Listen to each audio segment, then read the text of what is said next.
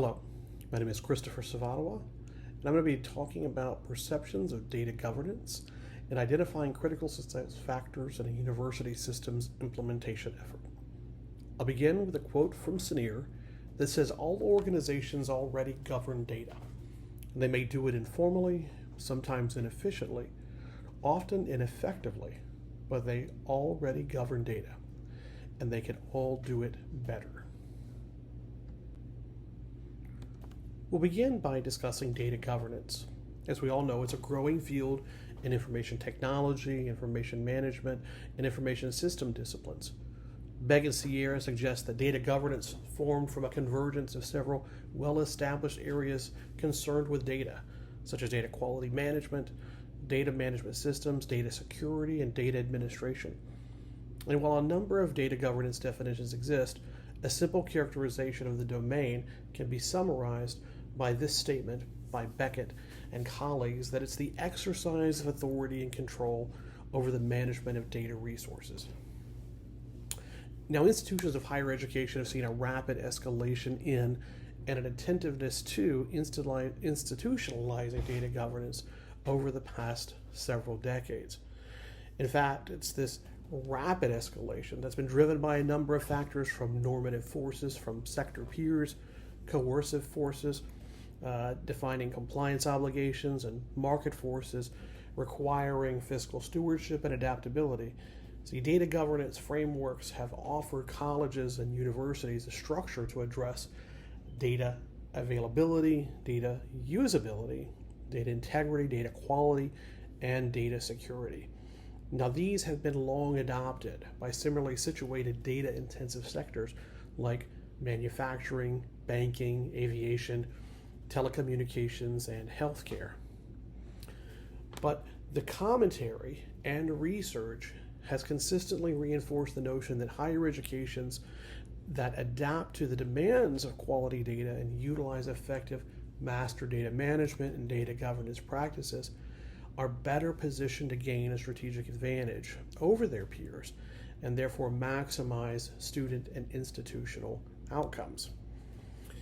This has driven the adoption of data governance initiatives in institutions of higher education globally and has provided an opportunity for researchers to investigate this.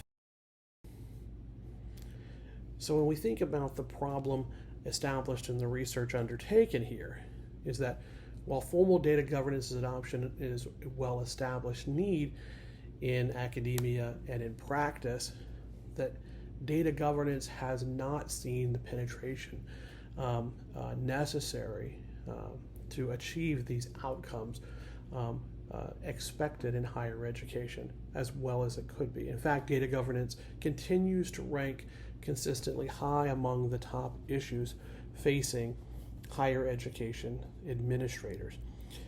And these institutional administrators must balance organizational needs, consumer expectations, compliance duties, and resource availability. So because they operate in a complex and competitive environment where demands for accountability, transparency, and efficacy intersect with the responsibility to collect, secure, and utilize faculty, staff, and student data, they have this intersection of challenges, from the social and political to the technological and financial. And as such, the outcomes of implementation may directly be related to the presence of critical success factors within these organizations. Again, I reiterate that the adoption and implementation of data governance has varied across institutions of higher education. We see significant success in institutions that are heavily resourced, and those that are R1 institutions where data integrity and transparency and accountability are imperative, while the degree of data governance implementation and associated outcomes might be less manifest in smaller organizations. And so there have been consistent calls to action across the literature and across the practitioner space. Now, data governance implementation comes, as we suggested, with a number of challenges, and it's important that we identify those critical success factors which are essential to success. Now, a number of broadly defined and sector agnostic critical success factors have been identified in the literature. And a growing number of institutions are engaged in adoption efforts, and an opportunity really does present itself to explore the perceptions of these factors and see to what extent they have influenced data governance maturity. So there's not only a need, but an opportunity to explore the intersection between data governance and higher education, as there is limited research in this space. So the purpose of this study is fairly straightforward. It was to validate the identification and classification of 12 critical success factors of data governance that were proposed by Mahanti in 2018 within the sector of higher education. And secondarily, the research set up a future research stream that would be used to explore the influence of these critical success factors on data governance maturity. Mahanti identifies the 12 critical success factors as leadership and management commitment, leadership and management alignment, executive sponsorship, robust data governance strategy, change management, training and education, governance and organizational structure, communication and collaboration, stakeholder engagement and support, skills, knowledge, and expertise, the use of data governance tools, and measurements to track progress. The research question is straightforward. Are the 12 critical success factors, construct, and components reliable and interpretable among their associated items within the sector of higher education? We'll briefly engage in a literature review overview of data governance and critical success factors, and initially reiterate the fact that data governance can be described, as Pierce and colleagues suggest, as the collective set of decision-making processes for the use and value maximization of an organization's data assets. Oracle, in a white paper from 2011, state that it's the specification of decision rights in an accountability framework to encourage desirable behaviors in the valuation, creation, storage, use, archival, and deletion of data and information. Abraham and colleagues in 2019 would extend this definition with qualifying actions whereby data governance formalizes data policies, standards, procedures, and monitors compliance. You see, it's this dynamics of internal and external forces, sector uniqueness, and applications that contribute to a construct identity that is continually being analyzed.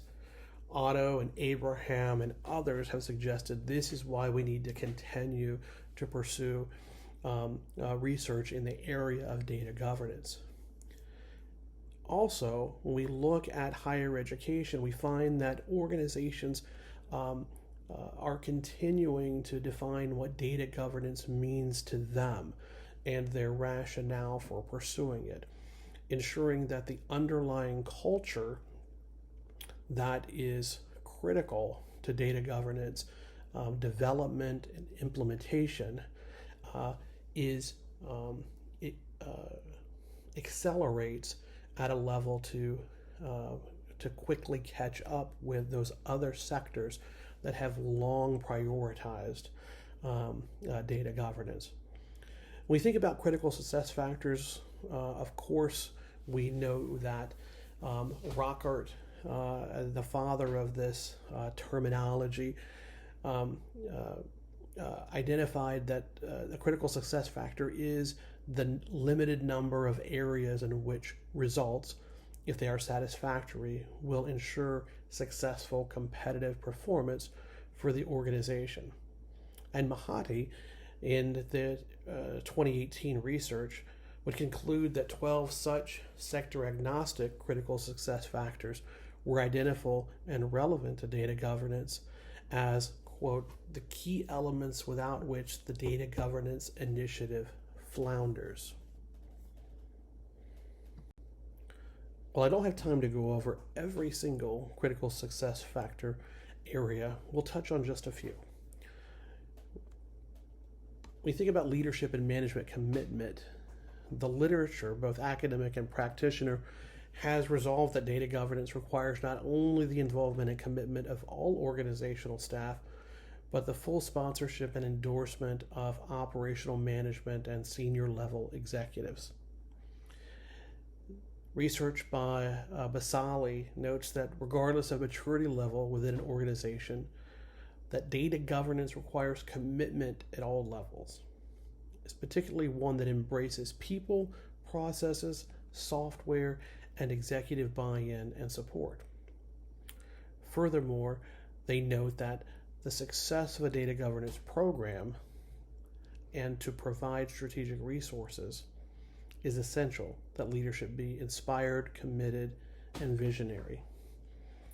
This aligns well with the domain about executive sponsorship, where stable key executive sponsorship, often manifested as boards, cabinet, core business, or IT leaders, are crucial to successful data governance program development and implementation.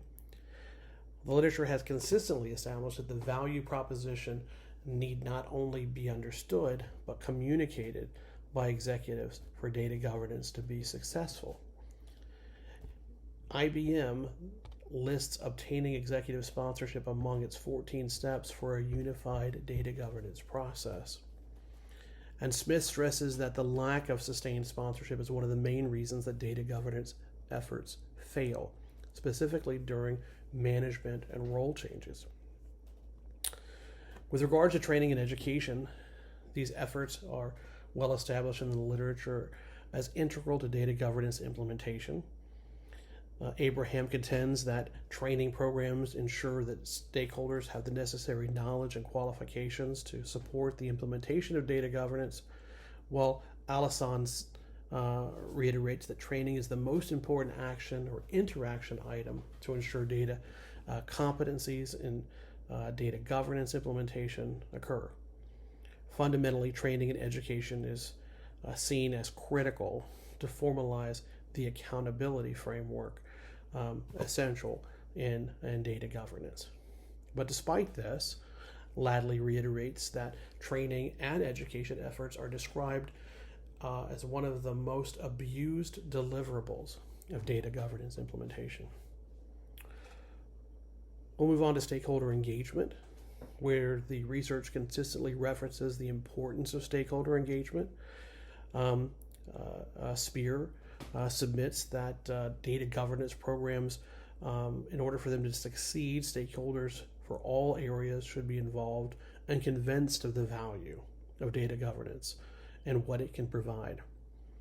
Harris contends that while the sustained success of data governance efforts require executive sponsorship, it's really the grassroots advocates acting as bottom-up, peer-level influencers who really make more effective change agents. Gupta and Cannon note that one of the principal goals of data governance is to instill a sense of collective ownership. So it's this ownership that is categorized in an institutional level of data maturity, reflecting how varying stakeholders understand, value, and implement data governance plans or programs. And last one we'll look at is the measurements to track success, where data governance consultants and academics and researchers often reference in their writings that accountability challenges that are associated with data governance planning and implementation are often related to the ability or inability to measure and track progress, whether it's metrics that range from implementation progress to ROI to the utilization of data quality and data timeliness, et cetera, that these data points are imperative to inform stakeholders to the progress and the likelihood that data governance will launch and that it's sustainable. Smith would note that without identifying criteria for measuring the results of data governance programs and the activities of data stewards and data management professionals, an organization cannot feel confident that the program is achieving its business goals or contributing to quantifiable business value.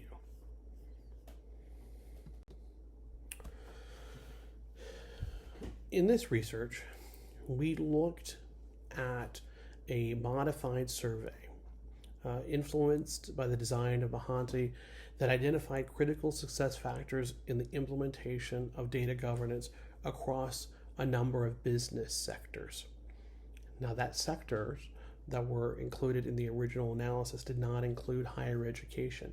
Therefore, this research extends that initial inquiry. The participants were faculty, staff, advisory, and data governance professionals from member institutions of a university system located in the southeastern United States. The 12 critical success factors derived from the literature and discussions with professionals and customized for institutions of higher education were then positioned in a question set where participants answered 2 sets of questions related to the 12 critical success factors and identified the importance of the critical success factor and then evaluated the probability of that critical success factor occurring within their organization. All the respondents were asked basic questions to contextualize their survey results from their background to demographic questions. And the survey was administered using Qualtrics disseminated across various listservs, directories, and other publicly available avenues using a snowball sampling technique to ensure survey reached those familiar with data governance or participated in its implementation. There were 121 functional responses for data analysis, and it's important to note that this Southeastern University system with its institutions had recently engaged in a data governance initiative. Among the respondents, the average age was 50 to 59. A majority of the respondents were male and had worked in higher ed between 21 and 25 years. A majority of the respondents were classified as data users and directors, but also included CIOs, executive directors, deans, AVPs, individuals who were chief technology officers, chief data officers, etc. And the largest responding group were state universities. The global data governance implementation accounting revealed that more than 88% of respondents were above the initial phase of data governance implementation, with the largest group characterizing their implementation in the phase of standardized, above managed, but below advanced and optimized data governance. They also, when asked to identify those important data governance components, reconciled that data safeguards, compliance, policies, procedures, organizational structure, and data access procedures were the most important among a choice of 22 data governance elements. And the most important of the 12 would be leadership and management alignment, with the least measurements to track progress. When asked to characterize the probability of the success factor occurring in their organization, the group with the highest probability, with a mean of 4.2, was leadership and management alignment, and the lowest, the measurements to track progress. SPSS 28 was used to conduct an exploratory factor analysis of the collected data and to validate the 12 factors that were comprised of 47 items previously identified by Mahanti within the sector of higher education. Several sub-procedures were performed as part of the EFA, including the Kaiser-Meyer-Olkin measure of sampling adequacy and the Bartlett's test of sphericity, and the eigenvalues test, the test for variance explained, and the scree plots test. The KMO measure for sampling adequacy and Bartlett's test were used to determine if correlations between the items were sufficient for an EFA, and eigenvalues were used to retain factors with values greater than 1. Now, threshold of 70% of total variability for all factors was used to determine the cumulative variance explained, and a scree plot test was used to detect the bend or break point where the curve flattens out for those constructs. Principal components analysis of Varimax rotation was also conducted to maximize the variance shared and the items retained, and the Cronbach's alpha reliability test was utilized to appraise internal consistency, identify factors and items retained in the instruments with a coefficient greater than 0.7 or higher.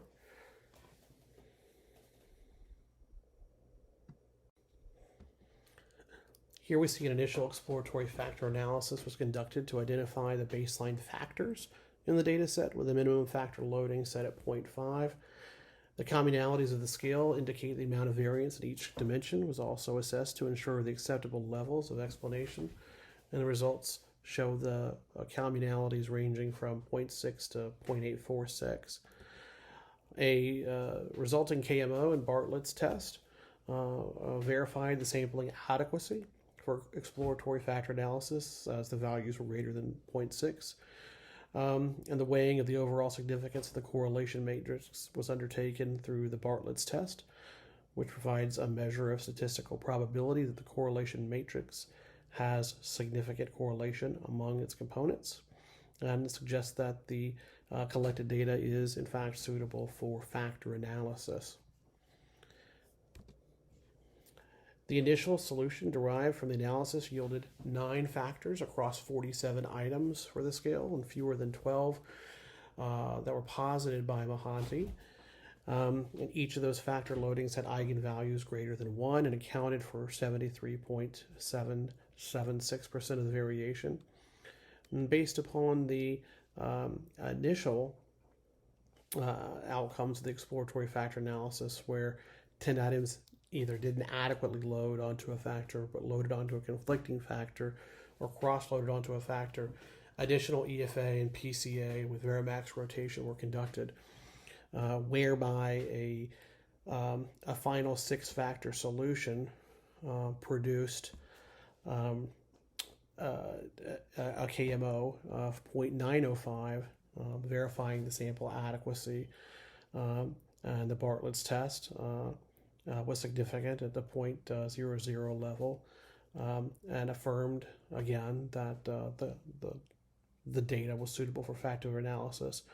The simple and final 6-factor solution had eigenvalues ranging from 1 to 18.77, would be comprised of 37 items, representing a number of constructs.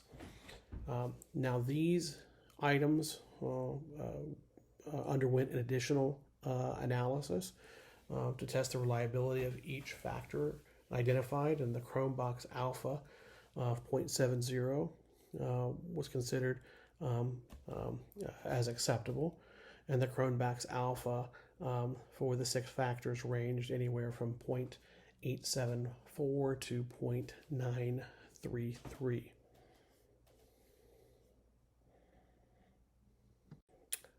As you recall, the principal purpose of this study was to validate the identification and classification of 12 critical success factors and data governance proposed by Mahanti within the sector of higher education.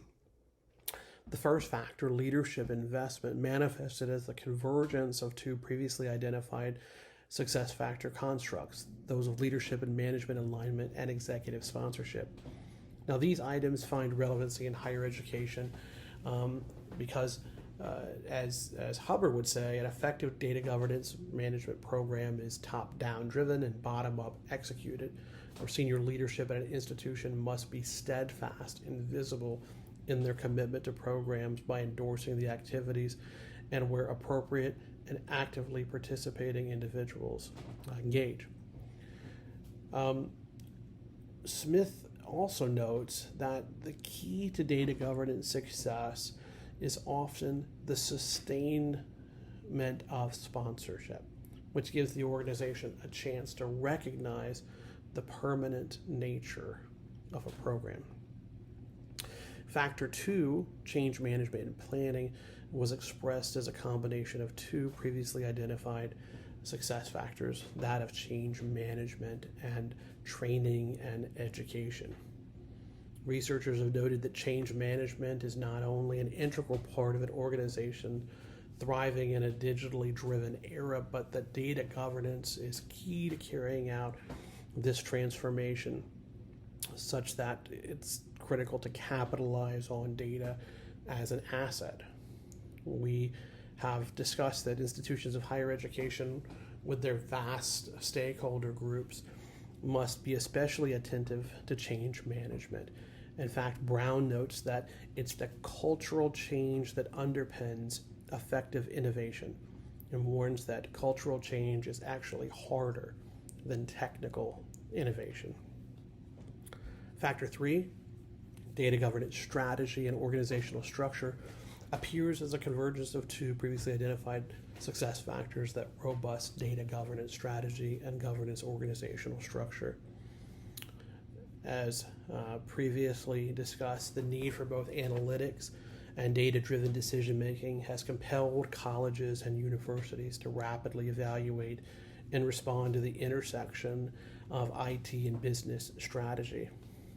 Ultimately, the effective use of big data in higher education sees that many institutions of higher ed have institutionalized formal data governance committees, hired data architects, hired chief data officers, expanded or integrated institutional research and information technology operations, and redrafted policies, procedures, in an effort to better support functional and technical oversight of data governance. Factor 4 is the communication and stakeholder engagement. That materializes as a combination of two previously identified success factors: communication and collaboration, and stakeholder and engagement support.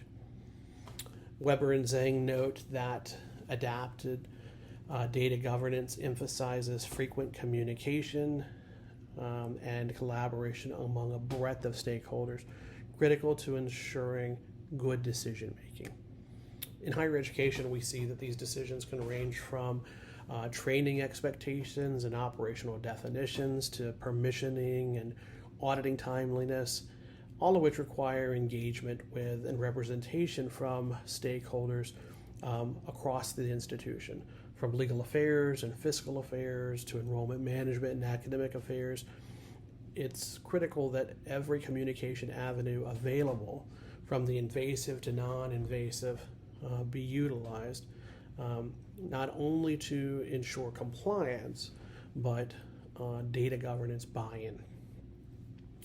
Factor 5, the competencies and use, emerge from a set of two previously identified success factors that were skills, knowledge, and expertise, and the use of data governance tools. Gagliardi would note that today's data-rich higher education environment, it's identified that data literacy is now one of the most critical competencies or essential skills for the workplace. Wang and Zhang would concur that the investment in and enhancement of information personnel has been imperative for the successful implementation of data governance in higher education. And this is because management must reinforce the capacity of existing human resources, attach importance to training, and encourage collaboration at all opportunities. The last factor, measurements to track progress, is actually the only factor that retained all original items mirroring a singular success factor construct identified by Mahanti. As suggested by Ditch and Novella, it's to be valuable and propel the business forward. Data governance must be practiced, measured, and demonstrate positive outcomes and hard payback. You see, Weber and Zing would suggest that quick wins can provide not just their own accomplishments, but also provide the evidence for how effective data governance can be, which then leads to sustainability. So what are the implications of this study? Well, first, it extends the field of data governance research, noted as an emerging and under-researched area, and contributes to an expanding knowledge base. Second, it tests sector-agnostic critical success factors identified by Mahanti in the sector of higher education, and it broadens the relevance of those critical success factors and the instrument itself. Third, it positions the launch of a research stream to provide insight into existing implementation and has the potential to generate recommendations for higher education administrators beginning or struggling with implementation efforts. In conclusion, higher ed finds itself at the intersection of an accountability, analytics, and technical revolution, where institutions are leveraging data for a range of purposes for an array of stakeholders, and data governance is at the center of institutional response.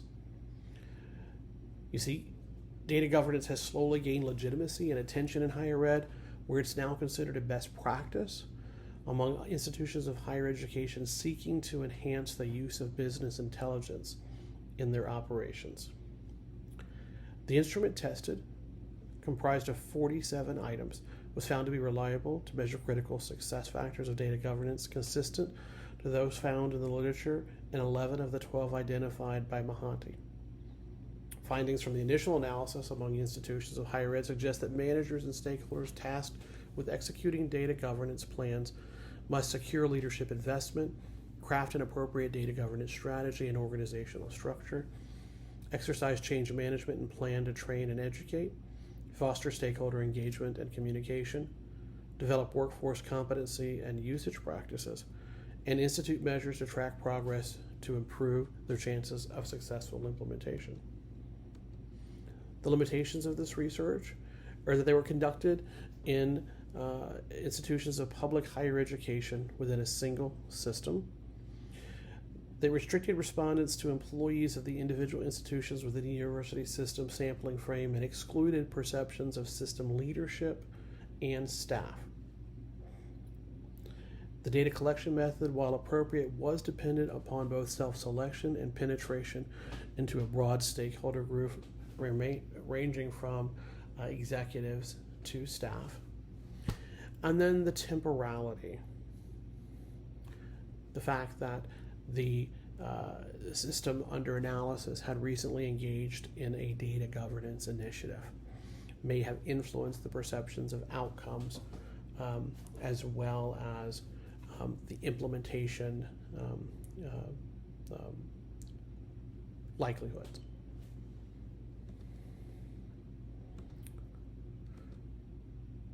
When it comes to future research, we consider that additional testing and item analysis may be needed for the instrument to be more widely used in higher education, that there might be an opportunity to examine new items to improve the construct representation and generate a shorter question set, an extension of the investigation to a large sampling frame to analyze differences by institution type and respondent role. An opportunity presents itself to explore the nuances of leadership investment in data governance, implementation, and management commitment. To investigate the differences that might exist by maturity level, and considerations of confirmatory factor analysis to further test the theoretical foundations that exist there.